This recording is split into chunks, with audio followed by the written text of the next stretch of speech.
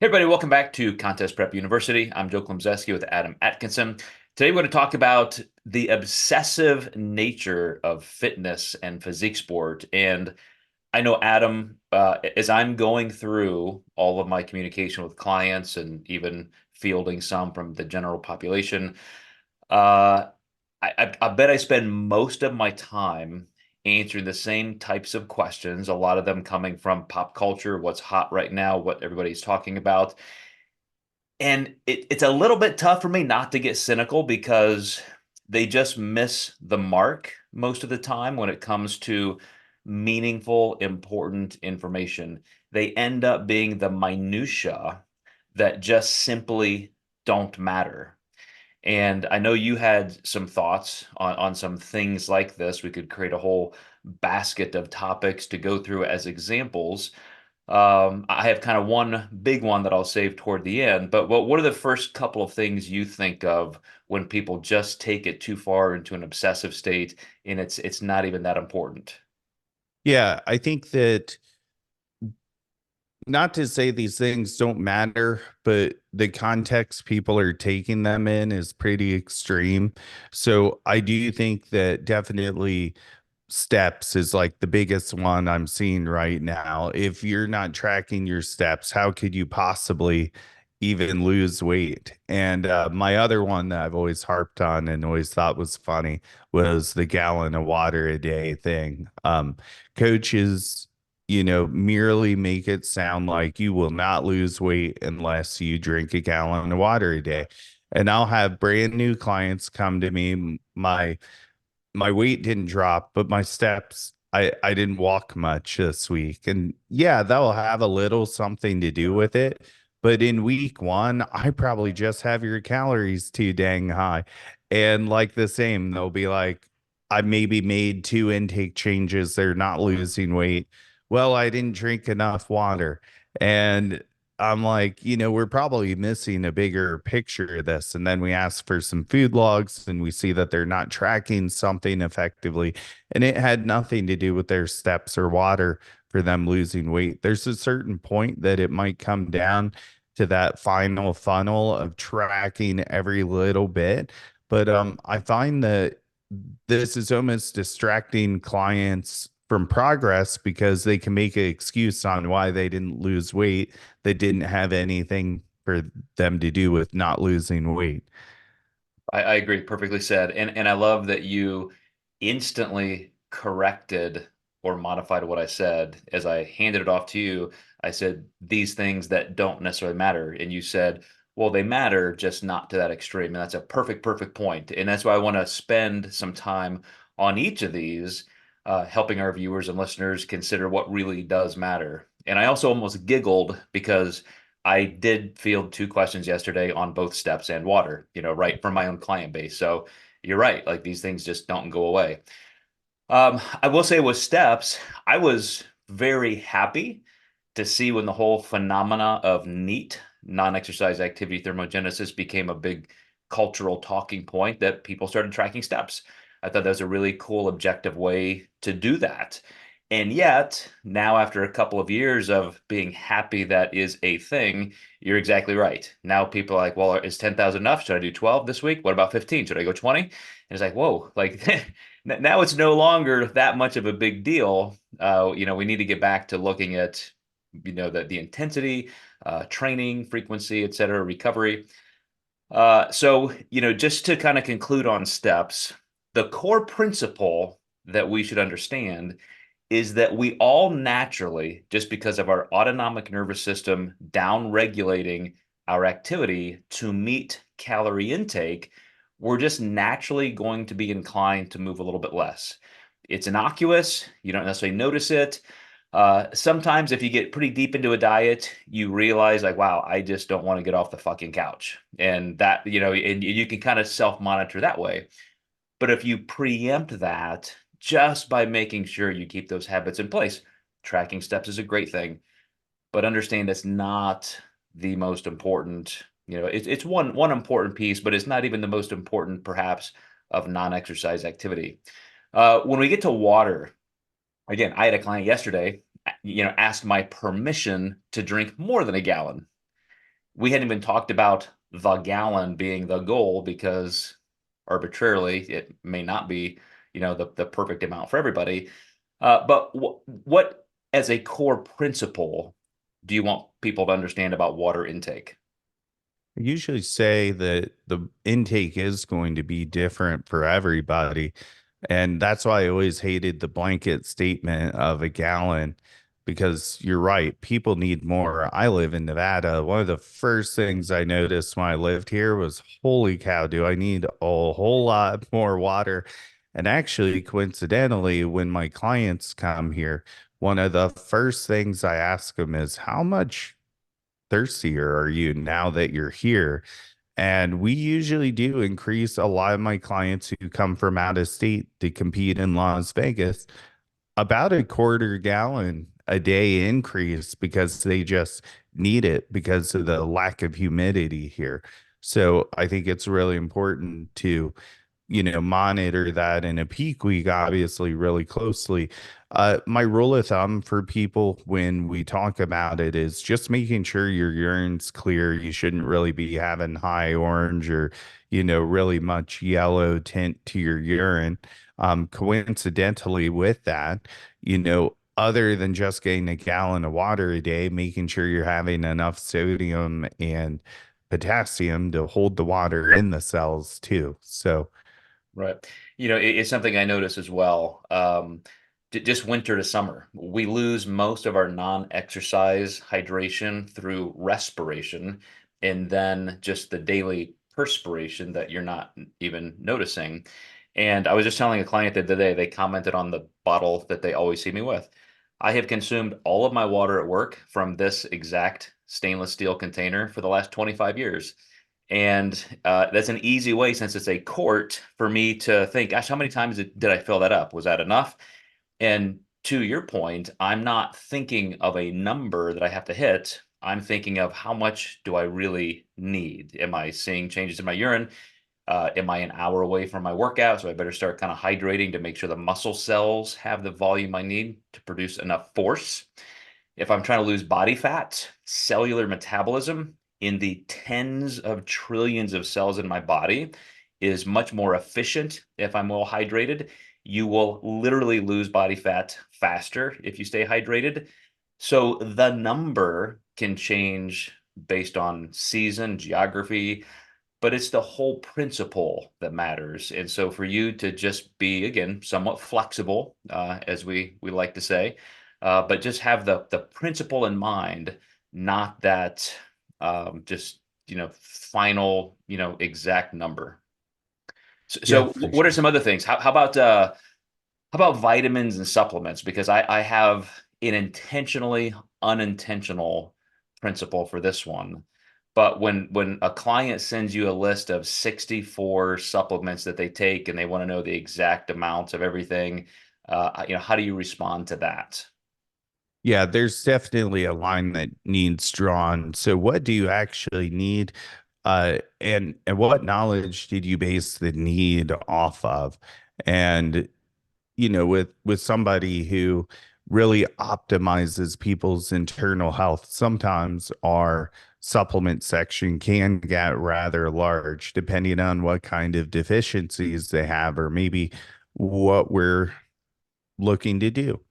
And I actually had a client a couple weeks ago who challenged me on, do I need all of this? And I said, certainly not. And we can definitely do everything we need to do by focusing on the big ticket items: rest, sleep, really minimizing systemic stress.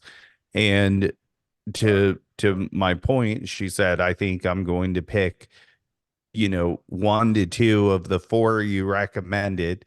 And I said, I think these would be the most important as long as you're hammering these other variables.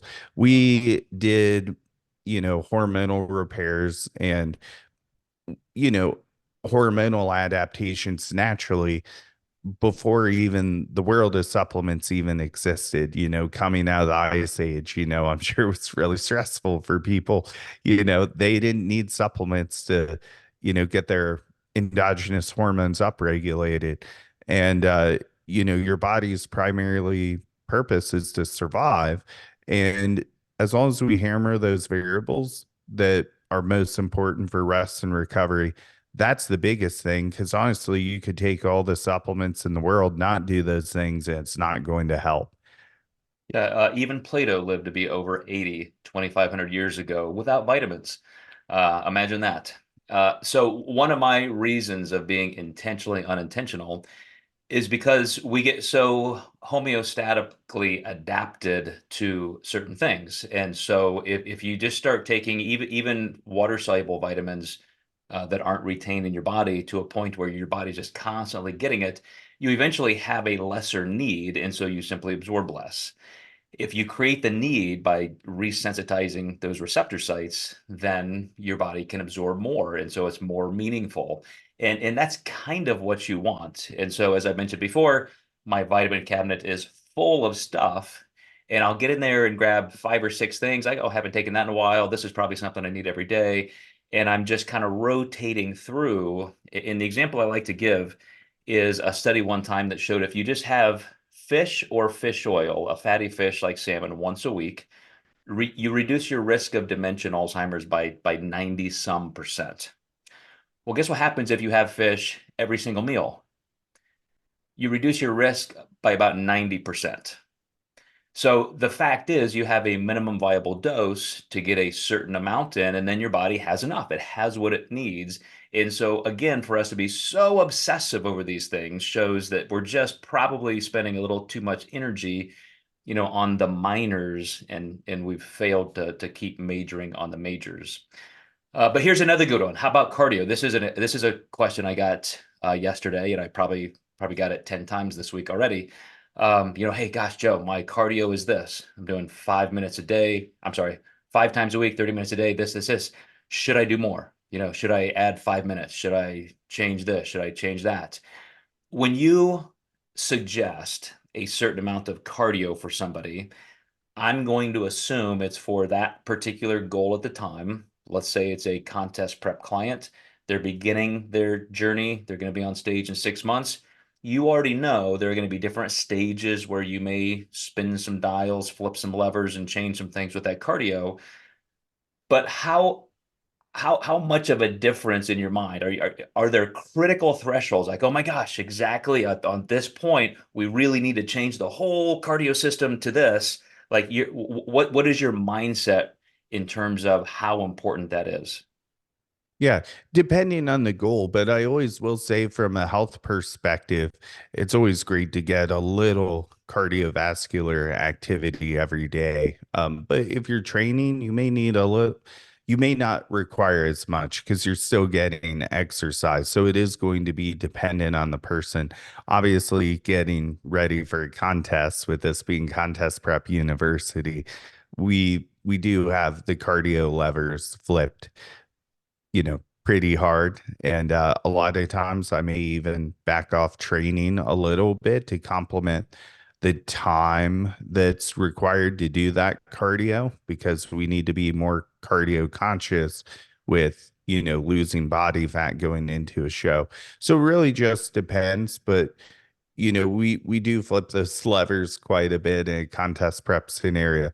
But from a general scenario, I think a little bit of cardiovascular activity, 5 times a week is definitely great, depending on the person's goal. And it's great for heart health and longevity. Yeah, so I think I counted 3 or 4 times where you use the word depending in that answer because it does. It's very contextual per a client's goal. But coming back to the core principles, we're looking for, as you presumed, body fat loss, but yet we have other health values in place, like cardiovascular, which is even necessary for your strength gains and hypertrophy gains. And so, there's a certain amount that we want, but that's going to be contingent upon how much can you recover from and what is going to assist, not detract from your actual training. And so you have a lot of variables you have to contend with. And so just to have a baseline obsessive answer, a protocol, is completely the wrong move. And I'll give you an example. A pretty new client yesterday asked a question, here's what I'm doing cardio wise. Uh, but I know I'm not supposed to do high intensity cardio because of cortisol, and that's bad for you. And I said, don't even tell me where you heard stupid stuff like that. Uh, Cortisol is good for you because cortisol is released when you're under high physical pressure.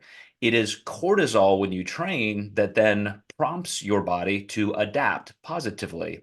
So the more cortisol you release, the more gains you're going to make, given that you can recover. What some numbnut influencer told you is because systemic cortisol consistently, because of mental stress or anxiety, is the seedbed of inflammation and poor health. I will grant you that. Excess cortisol systemically because of lack of sleep, stress, anxiety, etc., bad.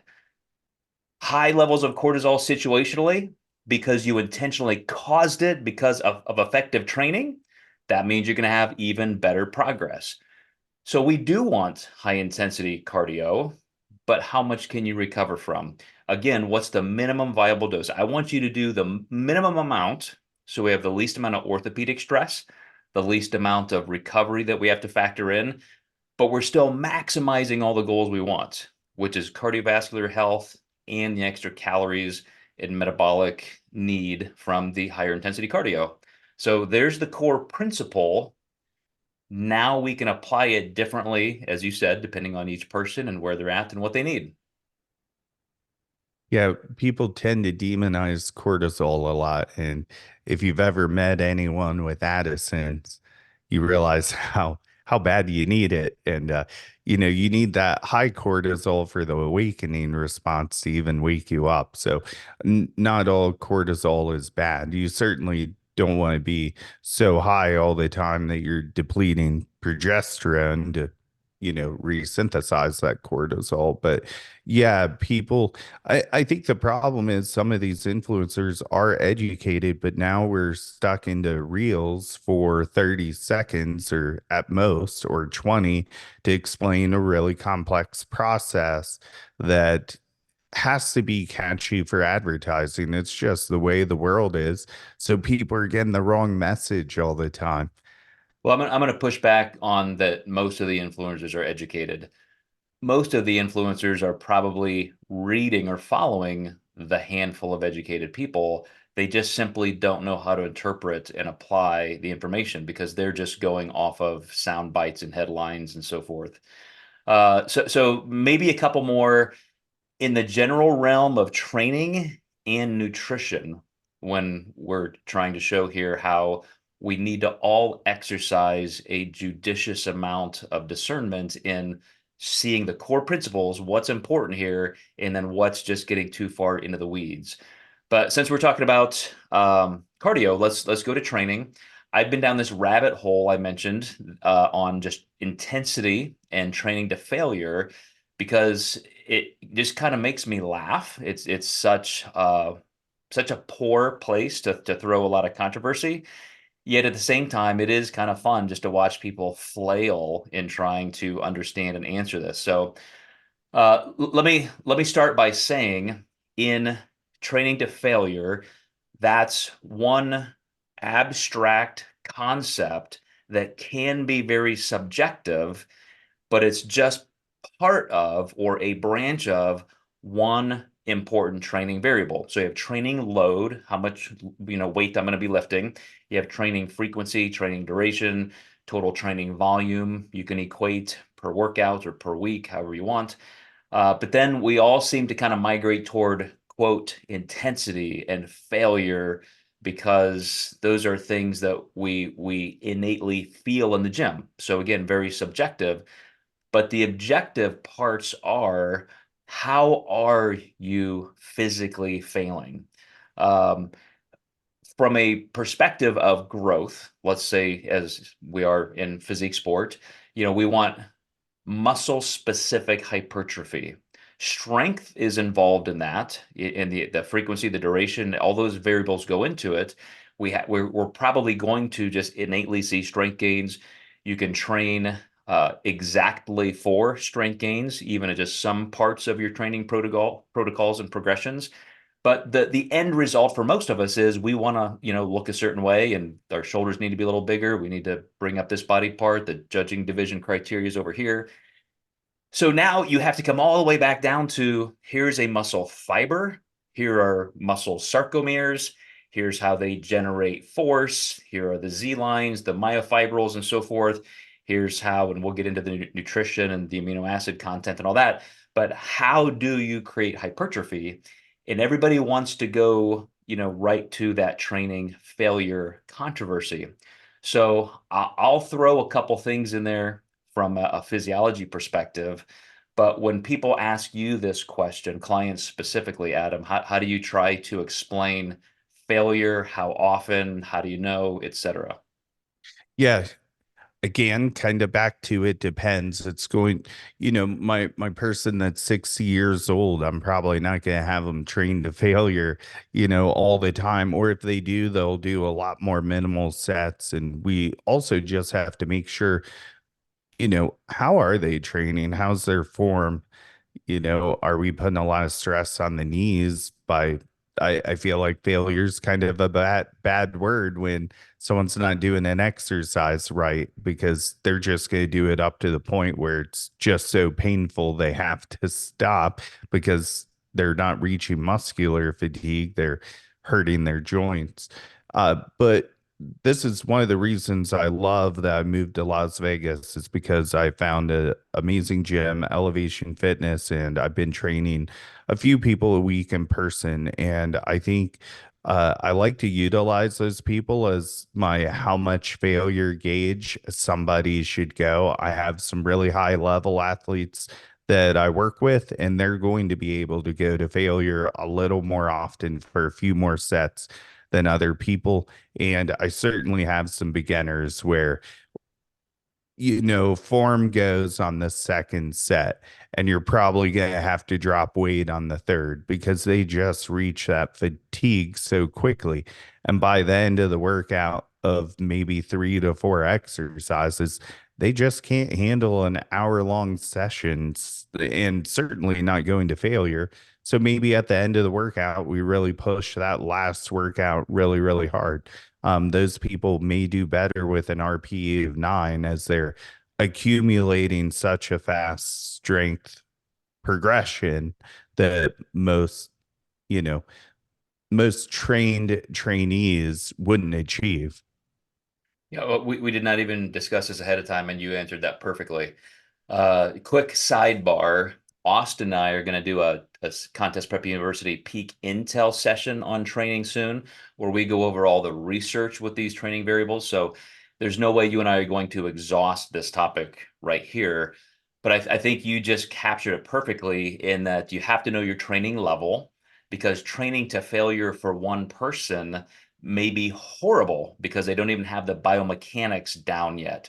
They need to train close to failure and learn the biomechanics and the feeling and get their central nervous system on board with how to even recruit the motor units. But if we go to the pure definition physiologically, it's why do I want to go to failure? Do I have to? And then how often and so forth. And the momentary failure, there's a couple different ways of even classifying failure, but for ease of use, just let's say it's a simple movement like a leg extension. If you can't lift that, if you can't extend your knee up any longer, like you just can't physically move that weight, you've hit momentary physiological failure, mechanical failure. Um, so how often should I do that? Should I do that for 5 sets for that exercise? Should I do that every single workout?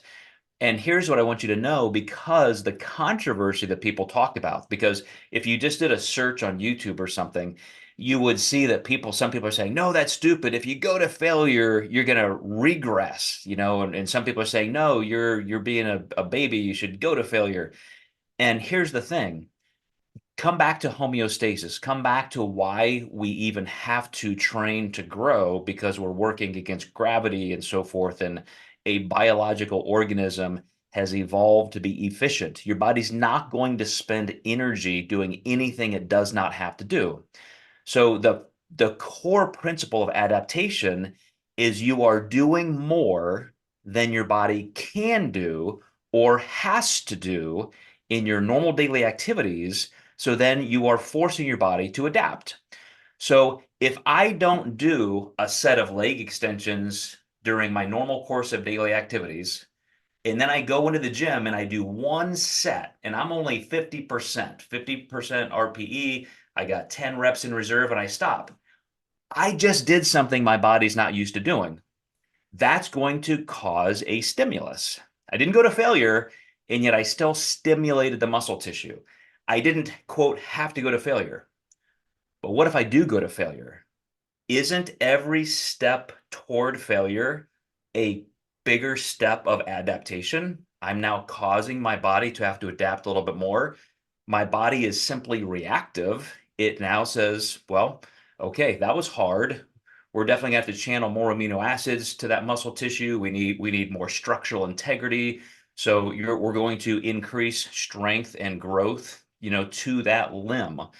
That's all we're doing. That's the bottom line. That's the core principle. So how often we go there, how much we go there depends on our training level. How advanced are we? If I if I have done what I just described, one set of leg extensions, 10 reps, not even 50% of the way to failure, if I just did that every week, guess what? Well, that is now my new homeostasis. Now that's what I do every week. So whatever I have gained from that, that's all I'm ever going to gain. Now I have to do a little more. Then I have to do a little more. Then I have to do a little more. Then you have to factor in different things like injuries and recovery because you're doing the same thing to other muscle groups, probably with some overlap, because I'm not just using my quads on the leg extension.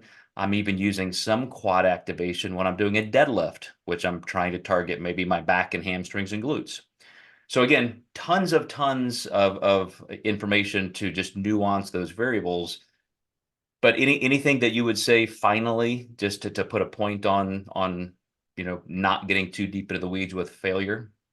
Yeah, because you could simply add a set or a repetition, and that repetition doesn't have to be failure per se, and you're still increasing the overall volume of your current programming. So, Mhm.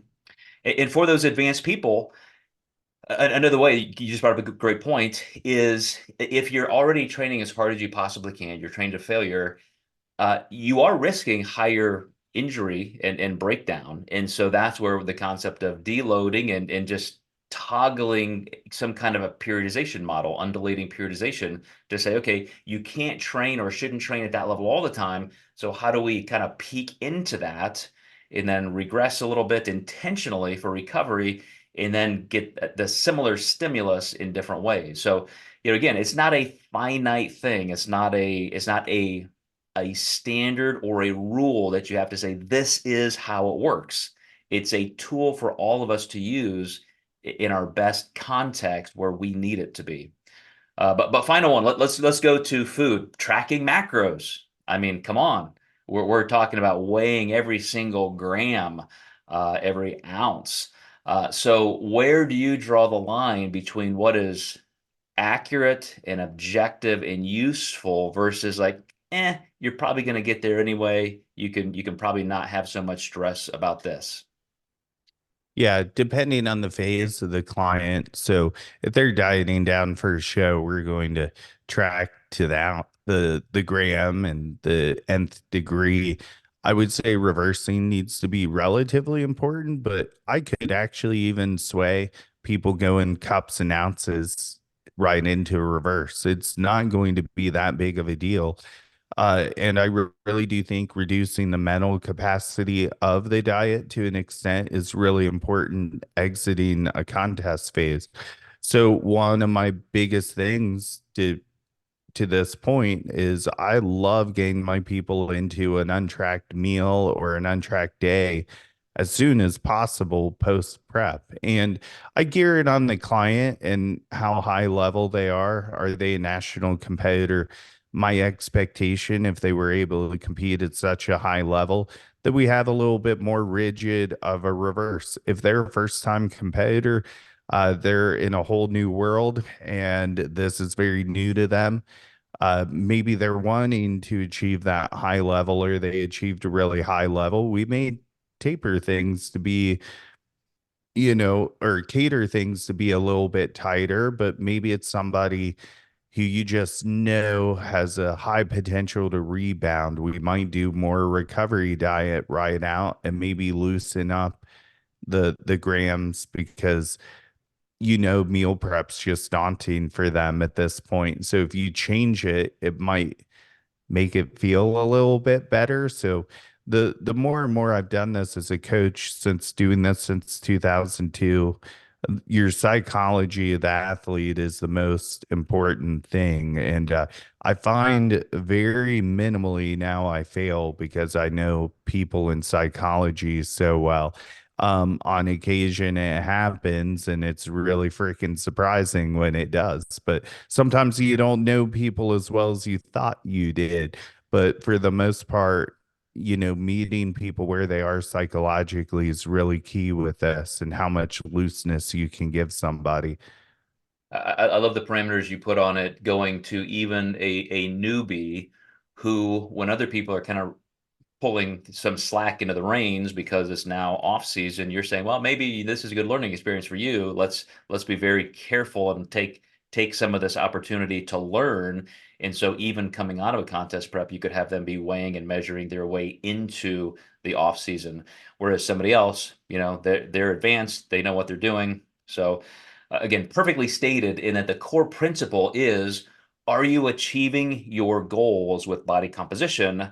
The goal isn't how much of a mathematician you can be or how conscientious you can be psychologically because you weigh and measure every single gram.